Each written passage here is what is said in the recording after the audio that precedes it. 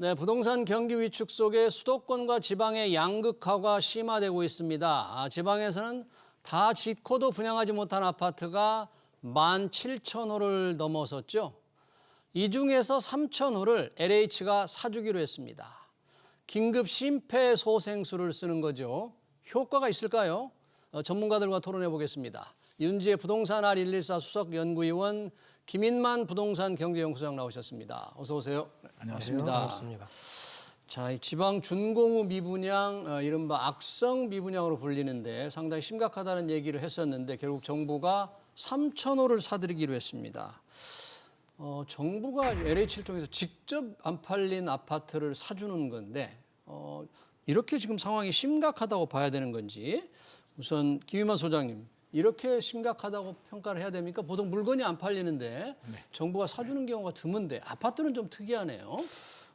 지금 굉장히 좀 어려운 상황이고요. 이게 하루 이틀 누적된 건 아닌 것 같습니다. 우리 경제 위기, PF 위기 얘기가 지금 한 2년 이상 계속 지속이 되고 있고 이번 보도 자료 내용을 좀 살펴보게 되면 2024년 작년이죠. 건설 투자가 2.7% 감소를 했고요. 네. GDP에도 0.4%포인트 영향을 줬다라고 이제 분석을 하고 있습니다. 올해도 건설 투자가 1.3% 정도 하락할 것으로 예상이 되고 있기 때문에 내수 경기 침체 당연히 진행되고 있고요. 미분양이 계속 늘어나고 있거든요. 11월 전국 미분양이 6만 5천 호 정도 됐었는데 12월 통계가 이제 7만 호까지 늘어났는데 1월, 2월 되면 이제 조금 더 늘어나겠죠. 그래서 미분양 증가 속도가 빠르다는 점이 더 이상 늦출 수가 없다. 이제 결단을 내야 되는 시기가 왔는데 대책 내용을 보면 과연 이렇게 해서 내수 경제도 살리고 건설업계도 살리고 미분양도 해소가 될 것인가에 대해서는 여전히 의문점이 남습니다. 여전히 의문점이다. 미분양이 지금 늘어나는 상황. 전국으로 보면 7만 호, 지방으로 보면 지금 17,000호가 넘어섰으니까 그렇습니다. LH가 직접 사들인다는데 어떻게 이게 LH가 직접 공공이 직접 시장에 개입해서 물건을 사주는 거잖아요. 아파트를. 어떤 아파트를 어떻게 살 수 있나요? 이게? 보통 이제 LH가 그 주택을 직접 이제 매입하는 형태가 우리가 이제 글로벌 금융위기 때 많이 시행을 했었고요. 그때 당시에 또 나름의 소기의 목적은 달성은 했었습니다. 다만 이제 대승적인 부분에서 보자면 그때는 글로벌 금융위기라는 특수성이 있었으니까 시장에서 어떻게 보면 설득이 되는 거죠. 이렇게 사주자, 경기를 활성화하자 이런 부분들. 그래서 LH가 매입하는 형태들을 한번 보시면 첫 번째 그 원리는 이제 원가입니다. 원가. 그렇죠. 원가 수준이 얼마나 투입이 됐나에 대한 거. 그리고 두 번째는 감정가입니다. 감정평가를 다시 받아보는 겁니다. 그리고 우리가 가이드로 삼을 수 있는 게 최초 분양가. 최초 분양가. 그래서 지금 이제 대책상에서는 분양가 이하에서 매수를 하겠다라고만 명시가 돼 있지 구체적인 안은 안 나와 있거든요. 어떤 가격으로 살지는. 그렇습니다. 근데 이제 아무래도 LH 입장에서는 세금이 투입되다 보니까 가장 저렴한 형태로 매입을 해야 되겠죠. 그래서 분양가 이하에서 당사자끼리 LH와 건설사 사이에서의 협의하는 방식도 있습니다. 협의해서 이 가격에 하자. 대부분 이제 턴키로 매입을 하거든요. 그러니까 통 매입을 하기 때문에 상대적으로 개별적인 분양가보다는 무조건 싸게 매입을 하게 됩니다. 그리고 더불어서 또 가이드로 삼는 게 그 지역에서 이제 경매에 들어갔을 때 감정을 하지 않습니까? 그리고 이제 낙찰가율이라는 것들이 생깁니다. 그럼 낙찰가율 수준에서 매입하는 또 가이드가 있는 거죠.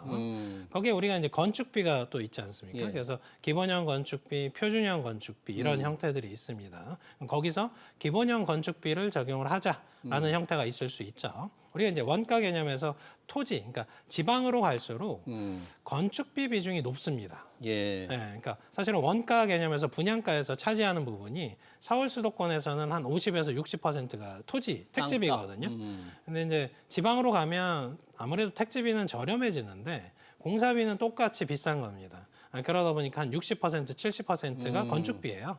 그러다 보면 이런 가이드 속에서 LH 입장에서는 가장 저렴하게 매입을 하려고 하겠죠.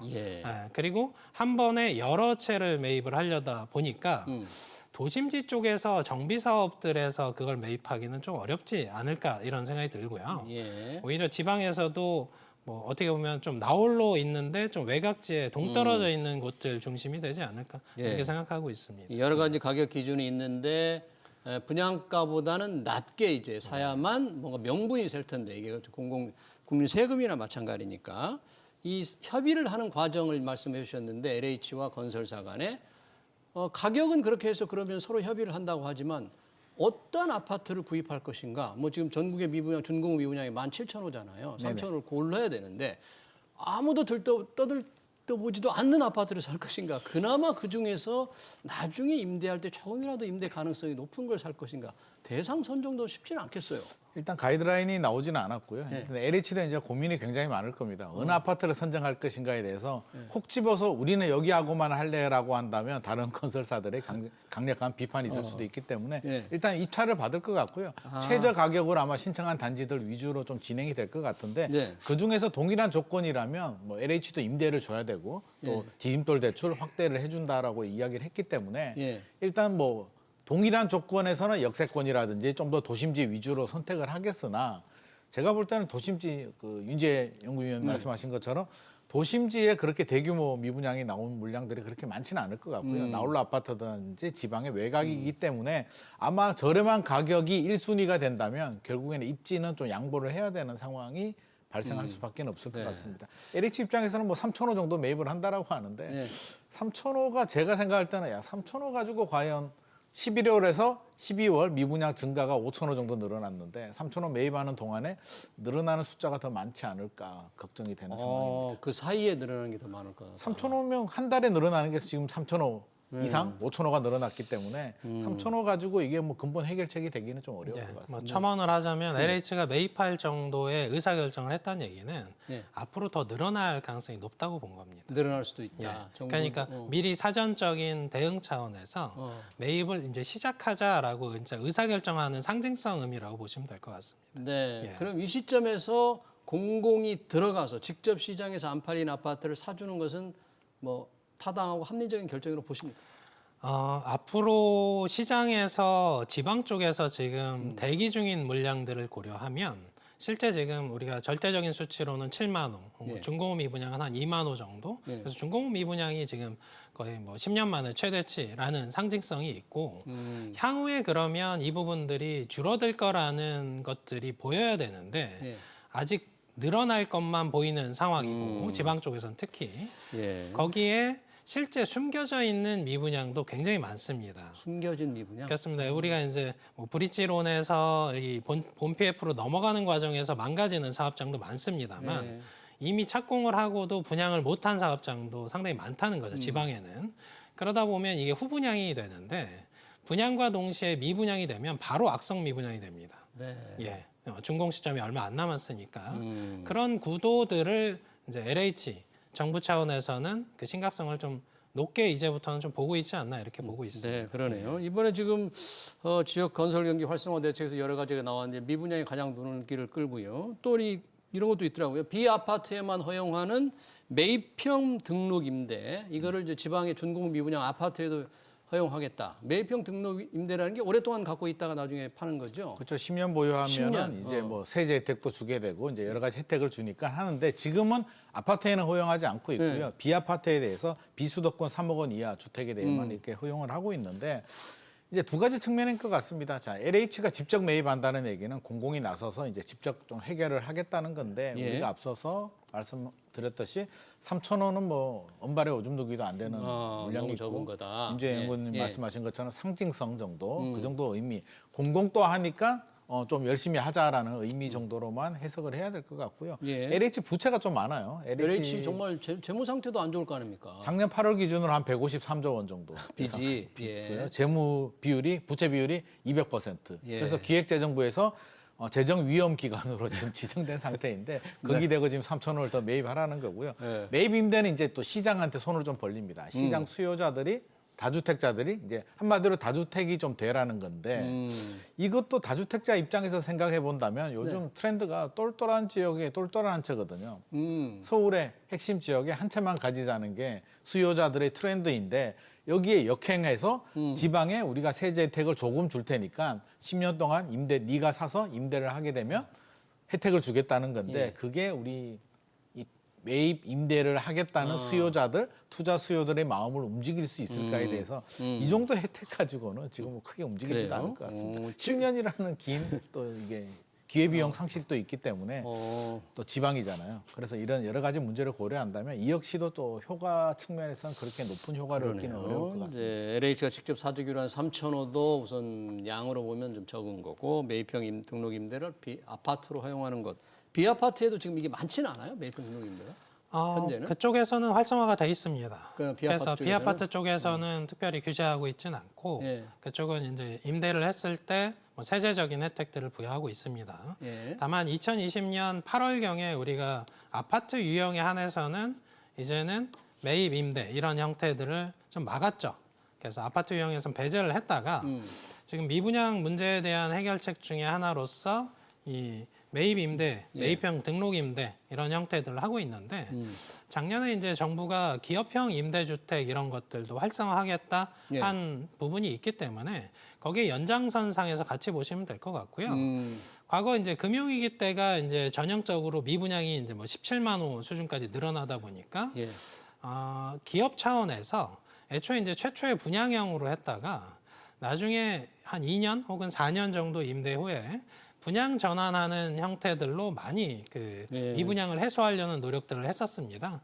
그런 관점에서 보자면 그때도 미분양 해소하는데 그래도 꽤 도움이 됐던 정책이니까 예. 이 유형, 그러니까 중공업 미분양에 한해서 이 매입 등록 이 형태들로 활성화하는 형태 자체는 네. 나름의 실효성은 있는 방안이다라고 보는 게 맞을 것 같습니다. 예. 과거 사례로 볼 때. 과거 사례를 볼 때 실제로 이제 얼마나 이거 아파트에도 등록 임대가 될지는 모르겠네요. 또 지방 준공, 지방이 악성 미분양 구입할 때 디딤돌 대출 우대 금리를 신설한다. 이것도 이제 개인들이 조금 사라는 거잖아요. 싼 이자로 돈을 빌려줄 그렇죠. 테니까 금리 좀 좀 사보라는 깎아주겠다. 건데 네. 뭐 이런 것도 조금 모든 걸 좀 끌어모았네요, 대책을. 이번 대책을 저는 한 줄로 평가하자면 국토부의 원맨쇼다. 시청률은 높지 않을 거다라는 말씀을 드리는데 원맨쇼예요. 국토부가 할 수 있는 방안은 지금 총력 모든 캐비넷에서 국토부에 있는 캐비넷을 다 열어서 다 열었는데. 나올 수 있는 대책들은 지금 다 끌어모았다고 생각하고요. 예. 우대 금리 정도는 아마 국토부 소관으로 충분히 할 수가 있기 때문에 네. 이런 대책이 나왔는데 근본적으로 생각해 보게 되면 왜 지방의 미분양이 늘어날까? 왜 중공업 미분양이 늘어날까를 예. 생각해 보면 우리 사람 마음은 똑같잖아요. 실수요자들도 떨어지는 집은 사고 싶지 않습니다. 기본적으로 뭐 큰 시세 차익은 아니더라도 약간의 자본이득, 시세 차익 정도는 이제 예상이 돼야 되는데 지방 같은 경우는 입주 물량도 많고요. 예. 여전히 뭐 내년까지도 미분양도 계속 늘어나는 추세를 보여주고 있기 때문에 입주 물량이 지방하는 경우는 조금 많다 이거죠. 입주 물량도 많습니다. 그래서 입주하고 있는 물량들도 많고 미분양도 많고 이 미분양이 많다는 얘기는 중공업 미분양도 늘어나고 있는데 수요자 입장에서는 선택의 폭이 넓잖아요. 미분양을 사도 되고 중공업 미분양을 사도 되고 기존 주택을 사도 되는데 오를 것 같지 않으니까 굳이 서두를 이유가 없는데 금리를 내려주겠다. 대출을 받는데 뭐 무이자도 아니고 금리를 내려주겠다는 메리트 가지고 이 심리를 움직이기는 저는 현실적으로 좀 어려울 것 같습니다. 그래서 국토부가 최선을 다했는데 기본적으로 우리가 시장에서 기대했던 여러 가지 뭐 DSR 완화라든지 여러 가지가 나오지 않았기 때문에 결국에는 국토부 원맨쇼로 끝날 것 같습니다. 지금 언급을 DSR 완화, 총 부채 원리금 상환 비율 현재 지금 스트레스 DSR이 적용이 되고 있는데 이게 7월부터 3단계로 좀 강화되잖아요. 네. 그렇지 않아도 이번 대책에 이게 포함되느냐가 굉장히 관심이 많았는데 정부 대책으로는 4, 5월 중 좀 상황을 봐가면서 적용 범위를 결정하겠다. 그러니까 이번에는 예외를 요구하는 걸 받아주지 않은 거잖아요. 이건 좀 정부 내에서도 상당히 논란이 많은 건가 봐요. 아무래도 대승적인 부분에서 가계부채 관리라는 부분에 이제 함몰되다 보면 사실은 수도권이 됐든 지방이 됐든 대출 쪽에서 뭔가 완화적인 스탠스를 취하기가 가계부채 이슈에서 뭔가 책임 소재가 커질 수 있는 이슈가 있는 거죠. 네. 그러다 보니까 이 DSR과 관련된 완화도 어떻게 보면 최초의 이제 논의의 시작은 미분양, 지방 미분양에 한해서는 조금 완화를 해주자라는 의견이었는데 사실상 우리가 지금 나온 대책들을 보시면 수요자가 좀 매력을 느낄 만한 대책들이 그렇게 많지 않습니다. 이번 대책에서 대부분 이제 정부 차원에서 이렇게 뭐 제도를 조금 보완하거나 혹은 뭐 LH 쪽에서 뭐 한 3,000호를 매입을 해준다거나 하는 정책, 그리고 건설사, 공급자 입장에서 뭐 책임 준공 확약 이런 것들을 좀 완화해주거나, 그리고 이제 뭐 임대를 했을 때 뭐 세제적인 우대를 네. 주거나 뭐 이런 형태인데, 그러면 정작 그걸 사야 되는 주체, 매수자 쪽에서는 어떤 매력이 있을 거냐 하는 거예요. 그 중에 하나가 이제 방금 다뤘던 디딤돌 대출에서 우대금리 적용인데, 사실 우대금리를 어느 정도 적용한다는 내용은 없습니다. 아, 우대금리. 예를 들어서 네. 뭐 신생아 특례 대출처럼 뭐 1% 후반의 대출을 해줄 건지, 예. 아니면 청년 우대 대출처럼 뭐 2.2% 수준의 대출을 해줄 건지에 따라서 그 효능은 달라지겠죠. 예. 마찬가지로 DSR 쪽의 이슈는 결국은 매수하려는 그 수요가, 지방이라고 해서 신축에 대한 수요가 없는 건 아니죠. 다만 살려고 해도 대출이 안 나오면 그 자체를 선택할 수 없는 겁니다. 예. 마찬가지로 지방에서는 주택 총량 자체가 지금 부족하진 않은 상황인데, 그러면 누군가가 헌집을 팔고 새 집으로 들어와야 되는 경우들이 왕왕 발생합니다. 네. 그럼에도 미분양에서 풀어줘도 사실은 기존 주택이 일단 팔리지 않기 때문에 기존 주택 쪽에서의 거래 혹은 시장이 활성화되지 않으면 예. 미분양에 한해서 DSR을 풀어도 사실은 자금이 순환되는 것들이 한계가 있기 때문에 그렇군요. 결과적으로 한계점들을 보일 거라라는 예. 점들이 예. 지금의 대책에서의 좀 한계점이라고 할 수가 있습니다. 그러네요. 직접적으로 수요자에게 도움을 줄 수 있는 정부는 이제 가계대출 관리를 더 해야 되고 또 DSR 좀 지방에 예외를 둔다고 해서 대출을 좀 푼다고 해서 과연 사겠느냐? 돈이 없어서 안 사겠느냐? 그런데 좀 의문이 있는 것 같아요. 괜히 가계대출만 늘려주는 꼴이 되지 않느냐? 그것 때문에 결정을 못했는데 이 부분이라도 조금 풀어줬더라면 조금 도움이 될 수 있지 않을까 이런 생각도 좀 하는 분들이 많이 있나 보죠. 그렇습니다. 대책의 효과는 크게 이제 두 가지로 우리가 구분할 수 있는데, 실질 효과가 있고 심리 효과가 있는데, 예. 이번 대책 내용을 보게 되면 아마 다수의 국민들은 아마 보도자료 내용은 아마 안 볼 겁니다. 뉴스 헤드라인만 보는데 예. 잘 못 알아듣는 시알리츠라든지 뭐 3,000호 정도 매입한다 정도만 3,000호. 아마 귀에가 들어올 겁니다. 그러면 실질 효과를 떠나서 심리 효과 측면에서 굉장히 좀 많은 아쉬움, 우리가 이슈, 주목을 끌만한 내용 자체가 포함되지 않았고요. 예. DSR이라도 풀었으면, 우리 DSR 대한민국 국민 중에 모르는 사람 없잖아요. 네. DSR이 풀려? 네. 이거 하나만으로도 관심을 가지게 되는데, 네. DSR이 안 풀린 이유는 아마도 기획재정부나 금융위 입장에서 본다면 가계부채도 관리해야 되는데, 예. 미분양 이 정도 가지고 과연? 그리고 우리가 DSR 때문에 미분양이 생긴 거야? 이건 아닌 것 같아라고 아마 반대를 한 것 같습니다. 예. 만약에 미분양이 10만 호가 넘었다. 굉장히 시급한 상황이라면 가계부채보다 더 우선적으로 하겠으나, 과거에는 뭐 16만 호, 18만 호까지 올라간 적도 있는데, 이 정도 가지고 대출 규제의 그 기조 자체가 흔들리면 안 되겠다. 우리 작년 7월에 6월이죠. 아마 국토부하고 금융위에서 한번 실수한 게 스트레스 DSR 2단계를 2달 시행을 연기하면서 그러면서 아주 좀 시장이 혼란을 겪었죠. 여러 가지 부작용들이 생겼잖아요. 아마 거기에 대한 트라우마도 남아 있는 것 같습니다. 이 기조 자체를 흔들면 안 된다라는 그 뿌리 깊은 또 그 트라우마가 남아 있기 때문에 이번에 안 풀어졌는데, 저는 개인적으로 굉장히 좀 아쉽고요. 아쉽다. 심리 효과라도 누리려면 DSR이라 좀 했어야 된다. 심리적인 우리 효과. 과거 1930년도에 일본이 경제 위기가 있을 때 그걸 해결한 사람이 다카하시 고레키오라는 재상이었는데, 그분이 뭘 했냐면 금융 위기고 뱅크런이 생겼을 때 실질적인 효과보다도 가짜 돈을 만듭니다. 한쪽 면을 인수한 가짜 돈을 은행 창구에 이렇게 쌓아두는 겁니다. 예. 그러면 뱅크런 하러 온 국민들이 그걸 보고 돈 많네 돈 그러고 다 돌아가면서 더 이상 뱅크런이 생기지 아, 않았거든요. 심리 그래서 작전으로. 의외로 심리도 중요한데, 이번 내용을 보게 되면 심리도 놓친 것 같아서 좀 아쉽습니다. 네, 그러네요. 실질적인 효과 면에서 좀 심리전이 조금 부족했다고 이제 평가를 해주셨는데, 아까 시알리츠라는 걸 잠깐 언급을 해주셨는데, 정부가 그 발표를 했어요. 지방의 미분양 주택을 매입하는 구조조정 부동산 신탁회사, 이걸 뭐 시알리츠라고 하는데, 여기서 사주는 거를 컨설팅 중이다, 뭐 협의 중이다 이렇게 얘기를 했더라고요. 한 3,800세대를 시알리츠에서 협의 중이다. 뭐 실제로 조금 진전이 되고 있는 건지, 이게 뭔지, 효과가 있는 건지 좀 궁금하네요. 뭐 CR리츠는 이제 리츠라는 상품, 이제 금융적인 이제 투자 기법인데, 거기에 이제 CR이라는 의미가 기업 구조조정이라는 의미를 담고 있습니다. 그래서 기업 구조조정 리츠다 이렇게 보시면 되는데, 결국은 이제 외부 투자자를 받는 거죠. 네. 외부 투자자를 받아서 기존에 이제 미분양된 곳들을 매입을 해서 그걸 이제 임대로 운영을 해서 네. 수익성을 맞춰서 이 투자자들에게 이제 배분하는 그런 구조라고 할 수가 있습니다. 네.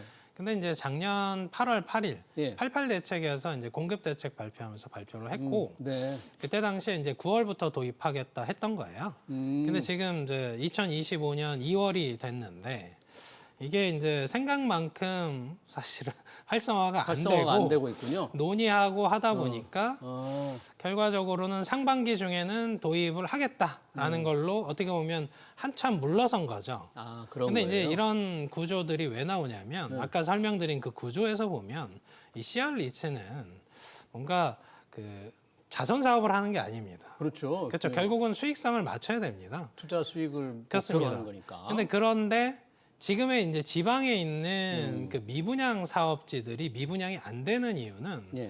결과적으로 첫 번째는 분양가가 적정하지 않았다가 첫 번째도 있습니다만 두 번째로는 입지 여건이 좀 이상하다.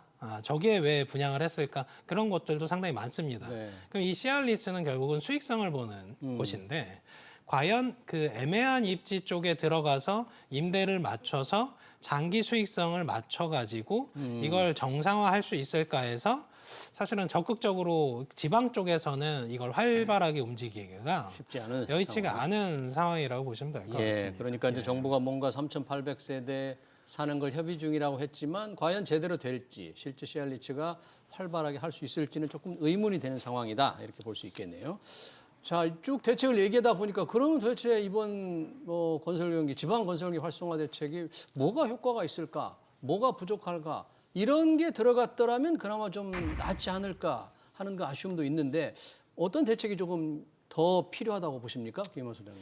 저는 종합 패키지가 나와야 됐어야 된다고 생각을 종합 하고요. 패키지가 필요했다? 우리가 발이 얼었잖아요. 양쪽 네. 발이 지금 꽁꽁 얼어붙었는데 발을 녹일 수 있는 방법은 큰 양동이에 따뜻한 물을 받아서 오랫동안 발을 푹 담궈둬야 되는데 예. 지금 대책 내용을 보게 되면 은발의 오줌누기인데 원발이 오릅니다. 그것도 양쪽 발이 아닌 한쪽 발에만 오줌을 넣은 것 같습니다. 왜냐하면 시장은 수요자 시장이 있고 공급자 시장이 있는데 이번 대책 내용을 보면 건설사들을 위한 뭐 여러 가지 내용들은 나오긴 했습니다. 그래서 뭐 책임 준공도 뭐 개선해주겠다 네. 여러 가지 내용들이 나왔는데 수요자들을 위한 대책들이 생각보다 많이 빠졌거든요. 수요자 대책이 그냥 없다. 디딤돌 대출 우대금리 응. 몇 퍼센트도 모르는 우대금리를 적용해주겠다는 내용인데 시장에서 기대했던 내용들 뭐 DSR 완화 기본적으로 들어갔어야 되는 부분이고요. 예. 완화를 넘어서 지방 미분양에 대해서는 DSR을 적용하지 않겠다 정도의 강력한 대책이 나왔어야 되고 추가로 취득세 감면, 양도세 5년간 면제 정도의 혜택이 양도세 5년 면제. 한시적으로 1년 한시적으로라도. 정도라도 한시적으로 패키지가 나와서 뉴스를 보시는 분들이 와 이거 대단한데 내가 몰랐던 예상을 뛰어넘는 대책이 나왔다라고 흥분을 할 정도는 나와줘야 중공업 미분양이나 지방 미분양이 해소가 되는데 그 정도로 심각하다고 판단하시는 그렇죠. 거죠? 그런데 지금 내용을 보게 되면 그냥 한 줄로 듣고 한 줄로 흘려버리는 한 귀로 듣고 한 귀로 흘려버리는 내용밖에는 안 되니까 네. 굉장히 좀 아쉬움이 많이 남습니다. 네, 그러네요. 여러 가지 대책이 이제 실효성이 있을지 없을지 조금 지켜봐야 되겠네요. 여튼 조금은 실효성에 대해서 조금 부정적으로 이제 평가를 해주셨는데 사람들 사이에 계속 이 똘똘한 한 채 선호 현상이 좀 많잖아요. 기왕이면 서울에 좀 좋은 채를 갖고 싶다. 이런 심리가 조금 점점 더 강해지는 것 같은데 만약에 이게 잘 바뀌지 않는다면 지방 부동산 대책 활성화 어떤 대책을 내놔도 참 이 긍정적인 효과를 기대하기 어렵지 않나 이런 생각도 드는데 혹시 어떻게 예, 보세요? 뭐 현 정부에서 주택에 대한 세제 개편들을 계속 추구를 했었는데 결국은 그 비싼 집 한 채를 가지고 있는 경우가 지방의 여러 채의 집을 가지고 있는 경우보다 중과세를 덜 맞는 거죠. 중과세. 그러다 보니까 세제 개편이 지연되면서 우리가 이제 취득세도 그렇고 양도세도 그렇고 종합부동산세 이런 부분들에 있어서 주택 수가 많을수록 아무래도 그 더 중과하는 그런 경향성을 아직도 가지고 있거든요. 근데 그럼에도 불구하고 서울의 집 한 채가 지방의 10채만도 못한 경우가 많습니다. 네. 그럼에도 이걸 해소를 못하니까 이 똘똘한 집 한 채의 시작점은 세제 개편 때문에 이제 지연되고 있는 상황인데 결과적으로 그 똘똘하다의 대명사는 결국은 서울 수도권 그리고 서울 내에서도 뭐 강남 3구 이렇게 집중되지 않습니까? 그러다 보니까 지방에 있는 집들이 팔리려면 사실은 수도권에 거주하시는 투자자분들이 예. 사실은 지방에 이제 뭐 세컨드 주택으로서 한 채를 더 사주거나 이런 수요로서 움직이는 것들이 필요한데 사실 뭐 준공후 미분양 사주면 뭐 주택수에서 배제해줄게. 혹은 인구 감소 지역에서 사면 그건 주택수에서 빼줄게 하는 것들이 과연 투자자가 매력을 높이는 요인이냐 하면 네. 한계점이 있다는 거죠. 네. 그래서 세제 개편이 지연되고 지연될수록 그 지방에 여러 채 가지고 계신 분들은 계속 팔려고만 한다는 겁니다. 예, 그러네요. 팔려고 하고 그걸 하나로 집중하다 보면 결국은 해소가 안 되는 거죠. 네. 이런 현상들은. 예. 그러니까 우리는 기본적으로 다주택자에 대해서 중과를 하는 이 세제의 체계를 조금 바꾸는 게 늦어지면서 예. 똘똘한 한 채를 갖는 게 더 유리하다고 생각하는 분들이 많아지니까 이 지방 부동산 경기가 좀처럼 회복되지 못한다는 말씀이신데 그런 상황, 최근의 경기 상황, 또 금리는 조금 떨어지는 분위기, 그리고 정부가 공급을 확대하겠다고 하는데 이제 확대가 얼마나 될지는 모릅니다만 여러 가지 변수를 보면 올해 또는 그 이후 시장은 지금 흐름이 어떻습니까? 지금 좀 차갑다 이렇게만 느끼고 있는데 어떻게 바뀔 수 있을까요? 우리가 이제 수도권하고 지방을 좀 구분해서 우리가 좀 생각을 해야 될 것 같고요. 네. 이번에 대책 내용이 나왔습니다만 아마 비수도권, 네. 지방의 온기를 느낄 만한 요인은 되지 않는 것 같습니다. 되지 않는다. 시알리츠도 만약에 지방의 미분양이 아니라 서울 강남에 아파트를 사는데 뭐 이런 리츠가 만들어진다면 많은 사람들이 들어오겠으나 네. 현실적으로 좀 어려울 것 같고요. 네. 뭐 그 용어로 따지자면 지방은 상저 하저, 하반기도 저는 저로 예상을 합니다. 하반기에도 하반기에도 상저하죠. 약습니다. 이런 대책이 계속 반복이 된다면 회복이 되기는 어려울 것 같고요. 수도권 지역은 지금 눈여겨봐야 되는 게 얼마 전에 토지거래가 구역이 풀리면서 예. 지금 굉장히 시장의 반응이 뜨겁습니다. 어. 잠삼대청이라고 예. 잠실, 뭐 삼성동, 삼성. 대치, 청담동 일대는 굉장히 호응이 뜨거운데 특히 잠실이 전용 84가 뭐 최근에 뭐 32억 거래가 됐다. 32요? 엘스 리센츠 아파트들이 네. 이게 1년 전에 한 22억에서 24억 정도 하는 아파트였거든요. 1년 만에 이 정도 오르다 보니까 주변 지역으로 강동구라든지 잠실이 아닌 송파구 다른 동네 쪽으로도 지금 투자 수요들 불길이 번지고 있는데 이렇게 본다면 지금 앞서서 이제 내년에 입주 물량이 많이 줄어들거든요. 네. 금리도 좀 내려갈 것 같다면 서울 수도권 지역들은 생각보다 우리가 상저 하고 하반기는 반등을 예상했는데 반등 시기가 더 당겨질 수도 있습니다. 그래서 네. 지방은 살려야 되고 서울 수도권 일부 지역들은 지금 안정을 시켜야 되는 이 두 마리 토끼를 잡아야 되는 상황입니다. 네, 이제 김인만 소장은 이제 지방은 상저 하저, 서울 수도권은 하반기는 좀 괜찮을까 하는데 조금 앞당겨질 수도 있겠다 이렇게 전망을 해주셨네요. 시간 관계상 여기서 좀 마쳐야 될 것 같습니다. 정부가 발표한 지역건설 경기 활성화 대책 관련 토론 마치겠습니다. 지금까지 윤지혜 부동산 R114 수석연구위원 김인만 부동산경제연구소장이었습니다. 고맙습니다.